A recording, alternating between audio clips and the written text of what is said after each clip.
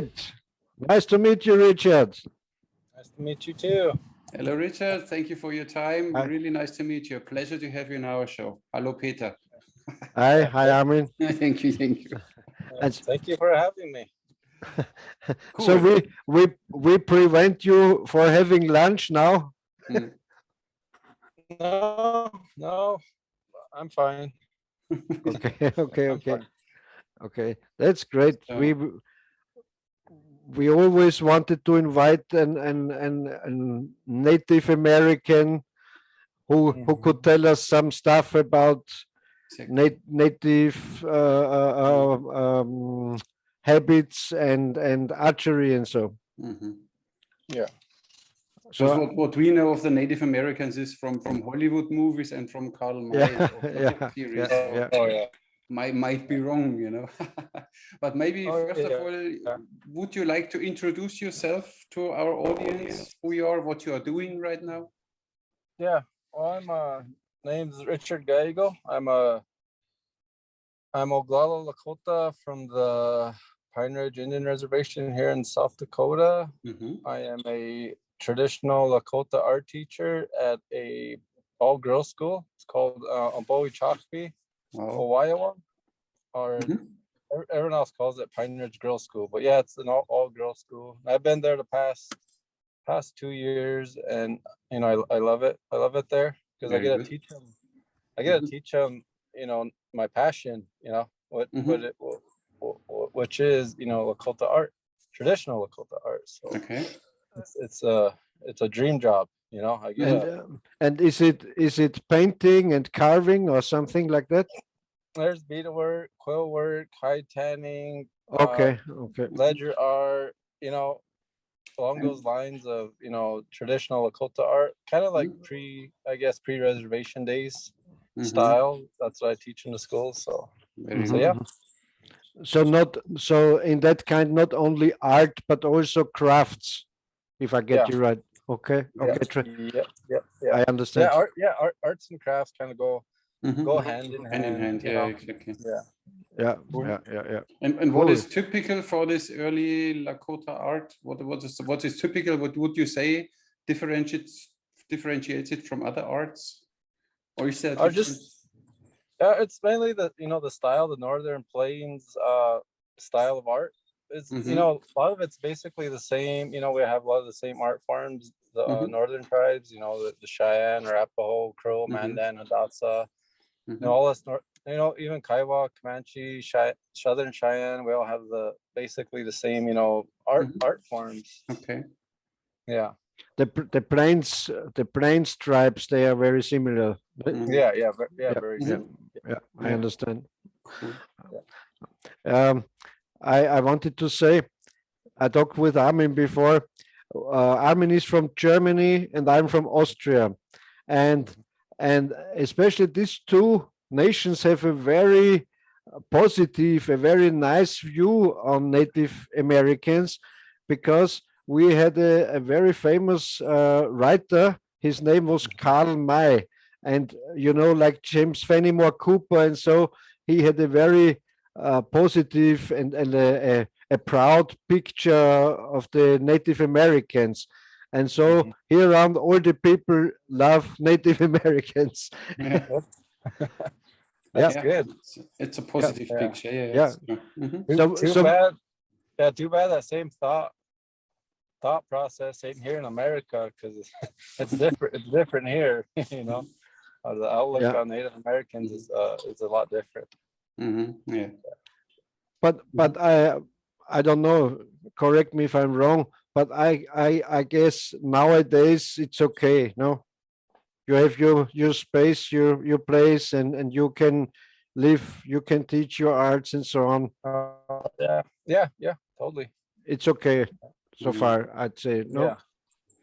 Well, I mean, we still have our, there's still a lot of racism off the reservation that we still deal with on a daily basis. But yes, on where I'm from, the Pine Ridge Reservation, I don't really come into that, but it's when you leave the reservation, you there's a lot of racism off the res, so it's still there. It's still there. Yeah.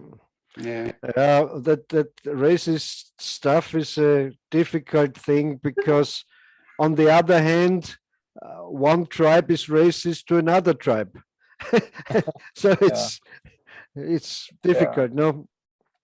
yeah. I mean, it's not. I mean, today's day and age, we don't really get that as much.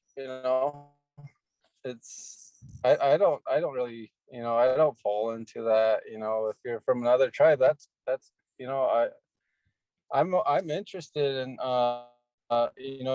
other tribal customs and Mm. traditions, personally. I'm not biased, just Lakota is the only, I'm really interested in the different tribal customs Mm. that I'm surrounded by. So, but I don't fall into that, let's say the Crow, I don't have a problem with crows or any other tribe. I Yeah, try to get yeah, along. I get along with everybody personally. yeah, yeah. Mm. And from every tribe and every kind of people, you can learn something. Yes, exactly. Mm. And It's even historically, they never tell that side of the story, but we traded with just about every tribe. We had marriages with so-called enemy tribes. We married into the Crows yeah, and yeah, Hadassahs yeah, yeah, yeah. or Ikras. Oh, we They never tell that part. yeah, We weren't yeah, yeah, always warring with one another. We had peace. that's what I always thought about, because the back then the tribes, they had fights against each other, and they robbed the girls and the boys, and they intermarried, and so it prevented from inbreeding, Yeah, and yeah. so there is Hmm. no pure tribe. Yeah, yeah, Same here, same here. yeah, Yeah. yeah. So they are all connected because they interchanged Hmm. and intermarried, no? Mm. Yeah, and a lot of tribes broke off from one another. You Yeah. know, so that's a lot of those other tribes could trace their origins from the Dakota, Nakota. 100 years back, they broke off, Mhm. and but they still have those stories. They know where they came from. Yeah. Yeah. Yeah. At least they have the stories. Yeah, yeah, yeah. Mhm. Nice. um, and I'm also always interested in a little religion. So, Mhm. are your people uh, Christians, or do you practice your own old religions, or how is it? It's a little bit of both. There's a lot of Catholics, Christians that practice both. The Mm. Christian religion, then they also do the Lakota tradition and I custom. understand. And Mhm. yeah, It's both is a different thing for them. This one is that one, and this one is that yeah, one, but they do it all. Okay, okay, yeah, they do. interesting. Yeah, they do it separate. Like, yeah, me personally, I've never been to church and baptized. I've been Wow. raised in the NEP and Lawampi and Sundance in the traditional Lakota way. So I Hmm. don't know. I don't know nothing about the Christian religion. You know, so I can't. Hmm. Well, Is it true that Sitting Bull invented the Sundance, or was it there before Sitting Bull, the oh, Sundance it ritual? was there way before. It's Mm. He brought it it's up new, kind of, no? no, we had it for thousands of years. I mean, it's fairly new, but it's still like a few thousand years old. Like, Mm. we still have the origin story for the Sundance, and who the man that had the dream, and who they gifted the Sundance to, and how it came Hmm. about. We still have the stories. We still have the man's names, the Sundancers' names. We still have that Hmm. intact. Hmm. So yeah, but yeah, I mean, taking Mhm. nothing from Sitting Bull, but yeah, it is. We had it long. as far as I know, he used it to connect the tribes. No, he used it as a tool. The Sundance ceremony. Is this true? I'm not too certain about that, but maybe at the time, yeah, we were trying to unite, against the encroachment of the, of what was gonna happen. So yes, we sent out a war pipe to all the different tribes to, if they wanted to help us in fighting, and there's a few tribes that did take up, the offer, like the Cheyenne, Arapaho, and a few others, but mostly our enemy tribes didn't didn't take up that offer. But yeah, he tried to, unite a lot of the tribes to help them to fight. And so these tribes recognized that it's more important to stick together to fight the pale faces and not fight against each other. Yeah. I understand. Interesting. That was the goal, but we had too many enemies. Yeah. And it wasn't this war wasn't to win. It was just a matter of time. Yeah. Of course. Yeah. Sad story. Yeah. And even Crazy Horse he's seen the cities, he's seen the cars, he's seen, what now. He already had a dream about it, and they showed him how it will be. He was in Washington too, if I remember well. Crazy Horse. Oh, really? I'm not too sure about if he ever went to Washington. I think, and I think I read that Sitting Bull was with William Cody in his Buffalo Bill Wild West show, no? Oh yeah, the Buffalo Bill. He was on tourney with him around to Europe and everywhere. Yeah. My grandpa Rocky Bear and his daughter and his grandchildren are also in the Wild Bill show. Really? Yes. I'm a big fan of Cody because he was a kind of inventor of big events. Like today is a television documentary you see about wild tribes and horsemen and so on. And he brought this whole stuff even to Europe and showed the people, these are the Native Americans and these are the horsemen and these are the cowboys and so, and he even had buffaloes in his show, no? Yeah.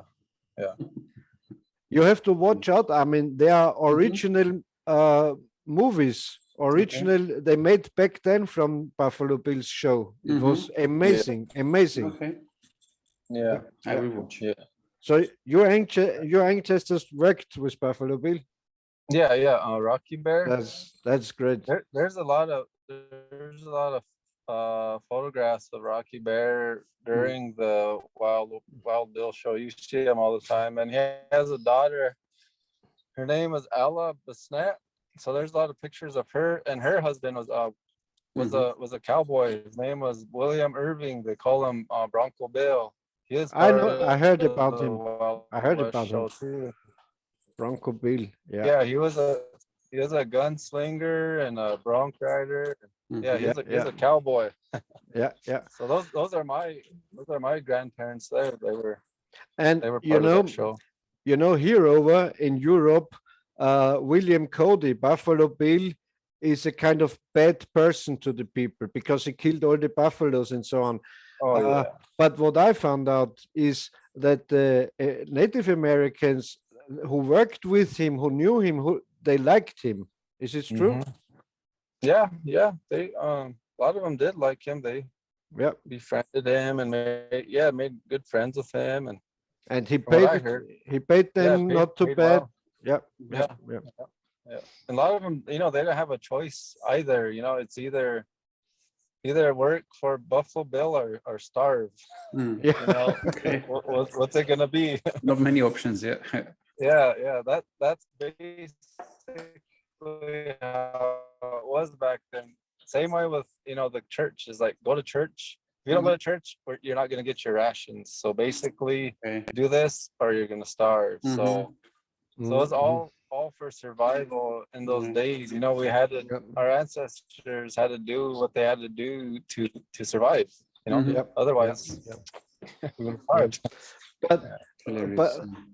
But to be fair, the same was true also for a lot of poor white people back then. Of course. They and the same is true for the poor white people right now. If you don't get your COVID vaccine shot, you soon can't go in a supermarket anymore. So fine. History repeats itself in different ways, but it's always the same. How about that COVID stuff in your place? Well, it hit us pretty bad. And it slowed down, but now we got a new variant that just hit us like maybe a couple weeks ago. We got a few new cases of the new variant, so we're back. And high alert. But we lost a lot of relatives from COVID, and I just buried my uncle this past weekend from COVID. So I mean, I don't know how many of my relatives we buried this past year because of it. You know, so it hit us pretty hard. And I mean, it's still here. We're still taking precautions. We still got to wear a mask in public. We got border patrol, 24/7. So So you kind of keep your border tight, so not too many strangers can get in and flood in. They don't. Yeah, if you don't work on the res, then they won't let you pass through. Oh. So, like in the old days. Yeah, exactly. Yeah. That's great. Funny, but it's not. It's not funny, but I mean, a lot of people that live off the res, they kind of gripe about it, but you got to look at it too. Is like we're like an endangered species. We got to protect because there's so few of us. There's not. We're less than. All indigenous people were less than 2% of the total U.S. population. So you got to look at it like we're an endangered species. So we got to do what we have to do to protect. How many babies do you have? I have 6, 7. Easy. So you're working on it to not to be endangered. to get out of the endangerment. Trying my best. Take us off the list. Good job. Listen to this story. My uncle that just passed away, we're really close to him growing up. He's from Yankton, the Dakota. That's where my mom is. She's East River. We call them East River. Anyway, they're just a band of Dakota out east. And anyway, we used to visit them every summer and stay with my Uncle Lauren every summer. We would spend summers with him, and throughout my life, it was just my Uncle Lauren, his wife, and his daughter. So I thought he just had one daughter my entire life. That's all, because that's all I ever seen. Then my grandma passed away back in, I think, 2002. Then on the obituary, I had my grandmother's children and all their kids. And under my Uncle Lauren, he had like 20 children. Wow. I was like, what the You only hell? knew about one. That blew my mind. I was like, I just seen Nikki my entire life. Where'd all these other kids come from? But in his younger days. Yeah, it kind of blew my mind that he had that many children. I was like, I got a lot of catching up to do. Nice. So, yeah. And is there what kind of jobs are you getting? Is there a possibility to get jobs, to get work for the children and so on? Yeah. Or in the summertime, I'm really busy because they want me to teach bow making. like on different reservations and summer schools. Okay, and, okay. Yeah, the children's camps, like. So I travel all over in Indian country in summertime to do that, So which you're is good. doing. I really enjoy that. So I'm always busy. Then my dad right now helping him build a We don't get garage. anything. So I'm also a carpenter. So Oh, you're a carpenter. yeah. Okay. And what kind of wood you are using for your plains bows? I mainly use ash, Ash. white ash, hickory, chokecherry, ironwood. I mainly use the local woods that are, you know. So I'll use Osage. You know, I have a Osage is nice. supplier. Yeah, I have a supplier in Kansas that he brings up. He usually send a shipment of Osage every now and then when I ask for it. But well, I like ash. Ash is my favorite. It's really good bow wood. Yeah. And it's plentiful, you know, and it's in my back door. So and it's easy to work with. Yeah. Do you also have locust? No, that's mainly out east. Okay, but it's also nice. Yeah, I used it before. I used yellow locust. I have a buddy in Ohio that sent me some locust and hickory from out east. Because hickory, I like hickory too, but it don't grow in the Dakotas. You gotta go to Minnesota, Iowa. You gotta go out east to get it. Or order it online. But yeah. And back then in the old days, how strong were this real hunting and war bows of the plains in tribes? Yeah. Well, obviously the hunting bows had to be a lot more powerful, you know, because our main source of food was the buffalo. Yeah. Yes, that's what.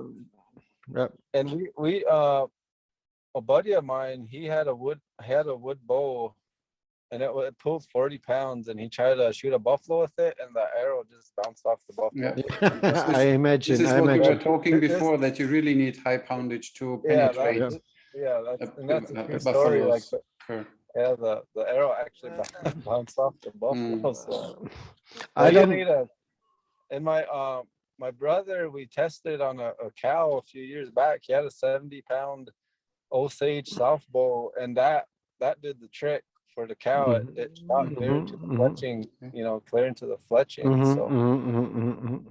And for war bows, I imagine they didn't have to be as powerful as a hunting bow.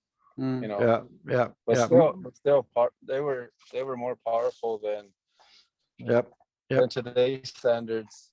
Because back then, we always shot a bow on a daily basis, so our muscles were just trained. Up for that. So yes, they were a lot more powerful in those days. And wood for the arrows. Which wood do you prefer for arrows? Right, same thing. I stick with my local. We have a lot of chokecherry, and we have some gooseberry, but it's not as plentiful as chokecherry. And Juneberry is pretty good. But we kind of have to travel kind of further up north for Juneberry, but so, I like chokecherry. And you are making these arrows from the shots, not from splinted boards, but from the shots. I understand. Yeah. Well, so I'm very picky with my arrow shoots. I'm really picky with that.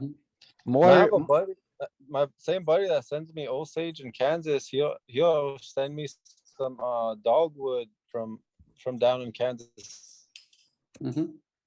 That stuff is really good also. But don't go around here to ship some to me. But that's really good. I know the Kiowa, Comanche, the Southern Cheyenne, they use a lot of that dogwood down south. It's real stiff arrow wood. So maybe we will love to invite you again. Maybe you can show us we can do something in your workshop or so you can show us some arrows or bows or stuff. Yeah, Do you think so? If you get better time, we would love to see this stuff, of course. And our viewers will love it too, I guess. I don't have a lot of product because everything I make is already spoken for. So I don't really hold on to a lot of stuff. I mean, I have a few personal bows, but yes, everything, that's fine. Yeah, everything I make is I don't have for very long. It's I have to ship it out. So. That's fully fine. One question I would have, because I had last time a conversation, I do bow reviews, but mostly Eastern bows, Chinese bows, Japanese bows, stuff like this. And then they said, oh, you need to do a review of a Native American flat bow, longbow. And then they sent me a link to a company and they write that the draw length of their bows is 22, 24 inches. So not even full draw 28. So why is that, or where's the benefit of having or why is it? Because everywhere else, even the Howard Hill longbow 28 inches or 27 inches. Well with that, it's because of they were meant to be shot off a horse, so they're shorter. So you simply fling them like this. Yeah, so like our style of shooting is different. We don't hold our draw. We don't hold it. Like as soon as we pull back, like we got to release. Because what we're hunting doesn't sit still for us. When we go to war, our enemies don't sit still for us. Exactly. So there's no lengthy draw. We don't hold it for more than a split second. As soon as we pull back, we got to release the arrow. And they were up close. All our close range. Close range. And you were considered a coward if you tried to fight, long distance. You had to touch your enemy. That's how. If you didn't touch your enemy, then you were a coward. So a coup, they say a coup. No? Yeah. So if they spotted the guy drawing a long draw, they look at this coward. I'll laugh at him because you just dodged that arrow. But you're considered a coward if you fought at a distance. But of course, makes sense. And your draw technique, is it still this pinch draw supported with middle finger, or is it 3-finger draw like the normal Western style now? That's that pinch plus your first 3 fingers underneath the string. Support this. So these first 3 fingers are on your strings and you're pinching the arrow. That makes sense when you're on horseback. It's like you could you're holding the arrow with the arrow in place. So it makes sense. Versus the Mediterranean grip, if you're holding it this way, then it kind of arrow bounces around. Bounces all over. But this got the arrow. Exactly. Makes fully sense. You could still pull back a real powerful bow, this way. You still got the 3 fingers pulling back on the string. And you can use a very shallow arrow nock. You don't need a deep arrow nock, but a very shallow. You had even knockless arrows, right? So there was completely no knock at the end. You simply pinch the arrow on the string, and then with the 3 fingers you throw it. I see them. And for feathers, you use turkey feathers? We used all kind. We weren't like picky. We used what we could find and hunt. Because some old arrows you see a mix. You see a mix of there'll be hawk, there'll be owl, there'll be turkey, there'll be eagle. There'll be a mixture of feathers on one arrow. But personally, I prefer turkey and eagle. These are very stiff, nice feathers. Real stiff. Goose is also nice. Goose is also nice. Gray goose is nice. Do you put 3 feathers on it, or 4 or 2? How many feathers? I use 3, but depend. You'd also see 2, like with the blunt arrows, the children's arrows or the small game arrow, blunt arrows. You'll see the 2 fletchings. Yeah, and even on some hunting and war arrows, you see 2 fletchings, so it's not really you know, so 2 to 3, you know, 2 to 3 is common, but yeah, 3 more common. But yeah. And also, if you're fighting close range, it doesn't depend a lot how many feathers you have, because if you shoot in close range and you don't have a lot of wind from the side, it don't. Yeah. Also, 2 feathers work. Yeah, totally. And the feathers were just wrapped with sinew or some like that. Yeah, some were glued down, some weren't. You see a lot of them that weren't glued down. Just the ends were lashed the ends down. are just I've seen that. Yeah, they were loose in the middle. They were space. Yeah. I have a sorry. No, you first. You are just in a roll. Continue. You know, I have a lot of books showing this Native American arrows, so I love it. I made myself some back then when I started archery. I love to have kind of native equipment. Was it then important to always have a very heavy tip on it, or how is it with you? Because I heard last time that Peter always thinks about getting the most heavy possible arrow for his bow, makes his arrow flight nice, and because with wood you are quite limited, so you only can add weight with a heavy arrow. Even the trade points, they weren't terribly heavy, you know. Like even the barrel hoops, because I cut some barrel hoop arrowheads out before, and they weren't terribly heavy.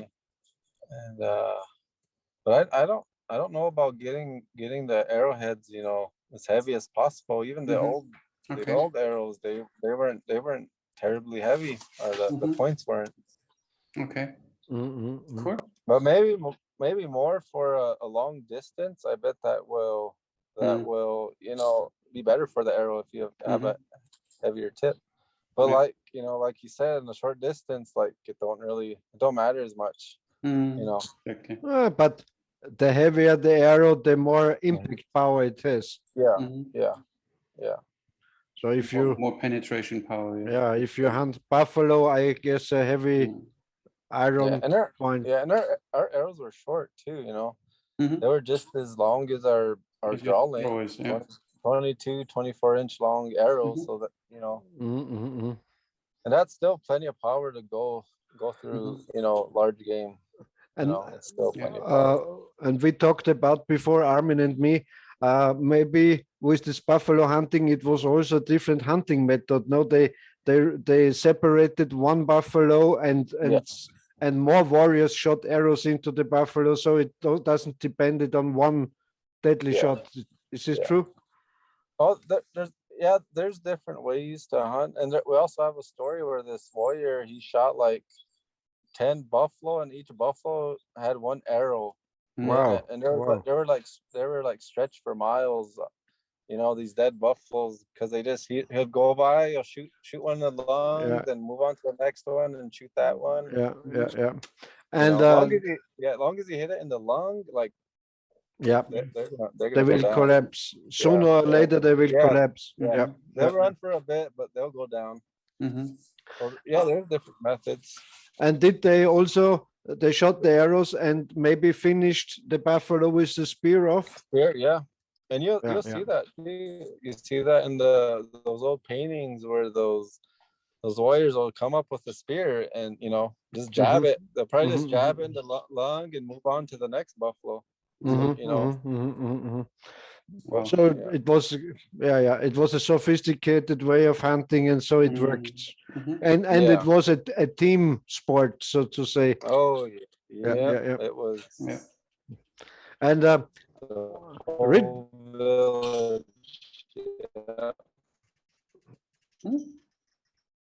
okay. Bad connection again. Good. Do you hear us? Can you? Yeah, can hear you. Okay. Now you're back. Richard, there's one question we ask every. You know, we try to get from every place of the world, a special guest, and talk about archery and his country and his tribe and so on. And one question we always ask, were there female warriors in the native tribes in the Lakota nation? Yeah. They had their own warrior society. They were the Catella. So you'll hear them on the stories on the Little Bighorn. There were some Cheyenne warrior women and Lakota warrior women that rode into battle, and they had their own society, and they were the ones that chopped up the bodies. Like a lot of it was the women that did a lot of the mutilating. Yeah. I read about it, but I only know of one woman who was at the Little Bighorn, but there were more. You say? Yeah, there was more. Okay, okay. Nice. Even today, the Lakota women today they still have that fighting spirit in them. Like I don't mess with our women. They're scared. Yeah, you don't mess with them. They're tough. Same here. Same here. Very nice. Very nice. I like that. Yeah. Cool. That spirit's still there. But one question more about this. Did they fight along with the warriors, or did they came after the warriors and did the mutilations? It was both. There was some that fought with the warriors, and some of them that came after. Okay. And the ones that came after would finish off the wounded. Like there'll be some wounded soldiers, and they'll go and they'll finish them. They'll shoot them in the head. They'll club them to death. They will stab them. Then they'll mutilate the body. Interesting. They'll cut them to pieces. Nice. Nice women. Yeah. Nowadays, everyone says, we're peaceful people. It's like, no, we weren't. We chop people to pieces. Yeah. Nice. Especially, I read a lot about the Comanche, and some they were especially cruel guys. They in Texas down, no, they were horrible. Yeah, horrible to their enemies. Yeah. They always said the Comanche were the best horsemen in the Wild West. Yeah. True. I mean, all Plains tribes we all had that same, fearless. We grew up on the back of a horse, and we could all do the same things. All of us, Plains tribes, we could all do the same thing. We could, full gallop. We could go underneath a horse and come out on the other side. Side of a horse like that. We were all, great horsemen, and we still are. So all that Hollywood stuff is true. I see. Yeah. A lot of it is. Some of it is, but yeah. But then I have directly a question. What was always in with Winnie too, when two tribes, then they said, okay, we don't fight anymore against each other. Then they had a tomahawk, the war tomahawk, and they buried this tomahawk. That was always a sign the war is finished. Is it true? Did you do this, or is it simply a nice romantic story? I wonder if that's out east. Like they bury the hatchet. Yeah, that sounds like a eastern.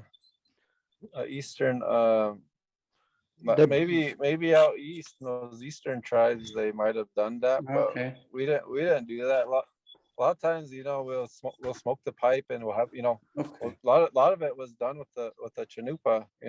Peace was done that way. But even then, like you can't control all the young warriors. Like it's like that today too, and back then still you couldn't control everybody. Like the young warriors still wanted to prove themselves, even though there was peace with, between tribes. They'll still go out and they'll still, steal a horse, or go on a little war party. But you couldn't control them. Yes, this was a kind of saying also in the movies. They bury the war tomahawk, and then there is peace. Yeah. But the peace pipe, this is true. The pipe. Yeah. I mean, yes. Yeah. Whenever there's peace, we'll smoke. We'll offer that. And if there's a war, we had a war pipe. Then we'll send that out. So yeah, there's different pipes. There was a war pipe and a peace pipe. Yeah. Oh. Yeah. Okay. Okay. Yeah. So that's what we got from the natives. The tobacco. That's why I love them. Yeah. Are you still growing tobacco in your country? No, that's mainly like the Crow. The Crow had they were kind of the growers of that tobacco. We mainly had like the chinchasha or the red willow for our pipes, and we'd mix it with different bearberry or we have different mixes that we would add to our tobaccos too. But it all grew naturally. Like we didn't really grow anything. Okay. Because we were too busy following the buffalo and moving. So, yeah. Yeah. We are warriors, not farmers. Yeah, exactly. Like that was mainly like the Rikara, Mandan, Hidatsa, those other tribes that were, mainly did the agriculture, and they traded stuff also. Yeah, we traded. We got corn from them. We got squash. We traded with them. So of course, these agricultural tribes were easier to defeat because you plains people, they were always on the run, always moving, and there was the camp was there, and then over there, and the agriculture tribes, they were easier to control for the white people. Yeah. Interesting. I don't know if you know this, Richard. We all here around in Germany and in Austria, we grew up with native Indian, with American tribe stories. Really. We just when I was a little boy, I just read books about the Indians and the Wild West and so on. And even if we have carnival in February or something, everybody either went as a cowboy or as an Indian. So it was always when we were kids, you were either cowboy or Indian when you go for carnival. So and we all just you're not offended. You're not offended if we say Indians playing Indians. Yeah. But we say Indians here in German. It's called Indianer. We went out when we had school holiday. We went out into the woods and played cowboys and Indians. So that will be crazy. No, in Europe, crazy. Because we have not such nice history. Yeah. Or not Hollywood history like this. That's kind of funny because here we were we were like almost killed off. There's a mass genocide here, but over in Europe, like everyone loves us. It's like why didn't you guys come instead of these? You guys that try to help us out, It's interesting. Even with that, like it's hard for a lot of us to like pick up our traditional ways because of what our ancestors went through. How we couldn't be Lakota, we couldn't dress that way for over 100 years. We couldn't speak our language, so that kind of stuck with us. A lot of us are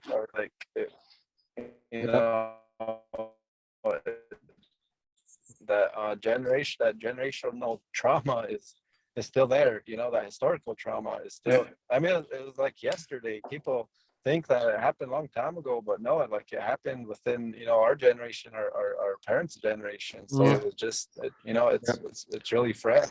It's not so long ago. That's true. Yeah. That's true. Yeah. But on the other hand, you can't be angry about the other guy's grandfather, what he did, and he couldn't be angry about your grandfather. It's like it is. Yeah. And a lot of with that too, like a lot of the a lot of people they learn to love us or accept our ways or practice our ways. You know, it's kind of funny.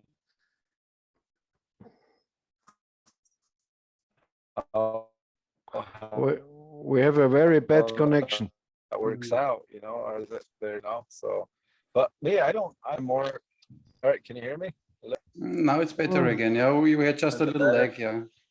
Okay. Yeah, I'm kind of down below, so I'm probably in a bad spot. But well, I was saying, like myself, I don't play that victim. You know, I'm more into passing on, you know, what's lost. Yeah. And healing. Yeah. And you know, we also here have so-called minorities in Europe, but it's no help for nobody if you're getting into the victim role. No, you don't. You have to say, I'm strong. I will go through this. It happened in the past, but now I'm strong, and I'm passing on my knowledge, my crafts, my arts to our children, and that's the way to go. You're making exactly the right thing, in my opinion. Yeah.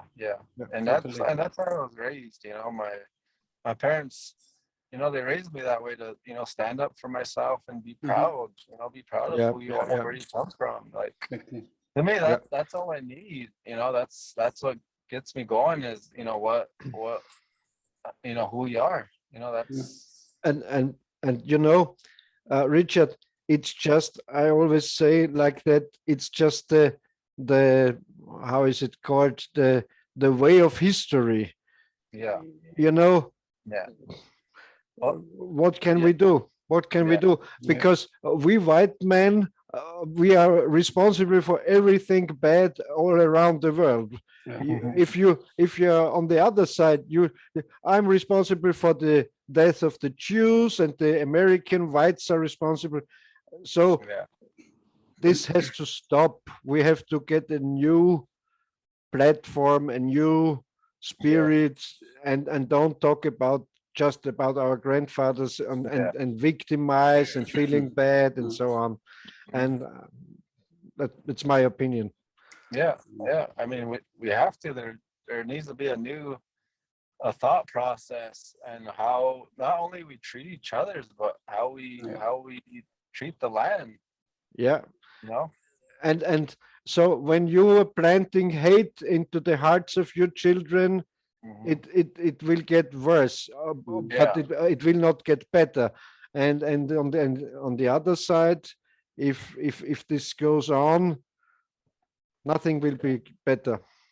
Yeah, but you know that there's a system behind. When you look at mainstream media, they're always into divide, and that whatever ethnic, culture, race, religion fight against each other. So it needs some good leaders they think through it, and then they really lead the people into we are all human here. So this is one planet we share. So because we should be a bit more responsible.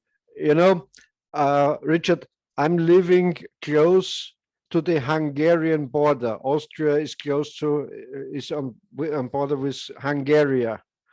So there were fights in the Middle Ages and back then. So also some people could say, yes, the Hungarians took my country, or the Hungarians said, oh, the Austrians took our country, and so there would be no ending of this fights and bad, evil talking. So in every culture there is land taken and robbed and killed and fights. No? I mean, even if we did hold off, you know, the white encroachment, like it was still inevitable, you know, it still would have came, you know, what happened, even if we held it off for maybe 10 more years, it still would have happened, you know, instead of did what they did. So regardless. Difficult. I think the connection gets worse and worse. Yeah. Really? Oh, okay. So maybe we quit for today and we invite you again when you're at home. Yeah, because I'm not home. Yeah. And you show us your bows and your arrows. And your children. Yeah. And I show you my Native American flute, which is very impressingly one of the most sophisticated music flute instruments ever built, with the wind chamber, with the sound chamber, with this small connection where you have to blow the. It's really very interesting. It's very. I built a few. They are very hard to build, but very easy to play. And when you see in all other countries, or even in South America, they play then rim blown, where there is no mouthpiece, nothing. They only rim blown flutes, so they are easy to build but hard to play. So it's really impressive. These Native American flutes, really impressive. Yeah. I have Interesting. Interesting. Yeah. So Richard, it really was a big honor that you took your time to join us and tell us some stuff about your nation, about your tribe, about your folk, your people. Yeah. And I really appreciate your visit, your staying with us, and sacrificing lunchtime. Yes, you will get very thin because you didn't have lunch. Yes, thank you very much, even from my side. It was really a pleasure to talk to you. It's very interesting what you have to say. So you need to come back another time, doesn't it? Yes. And Richard, you also can use this stuff, this data. We will send it to you, so you can also publish it on YouTube or Facebook or where you like it. If you want our talk, if you like. So. All right. Sounds good. Okay. Yep. Perfecto. Okay. Thank you. Thank you, sir. Thank you very much. Thank you, sir. It was really a pleasure to have you. Take good care, stay safe, and we hope we see you soon. Say a native tribal greeting. See you next time. Dokcha ke wachi. I'll see you again. I only know Tatanka. See you again. Thank you very much. Take care. Thank you, Richard. Bye. Bye. Bye. Bye.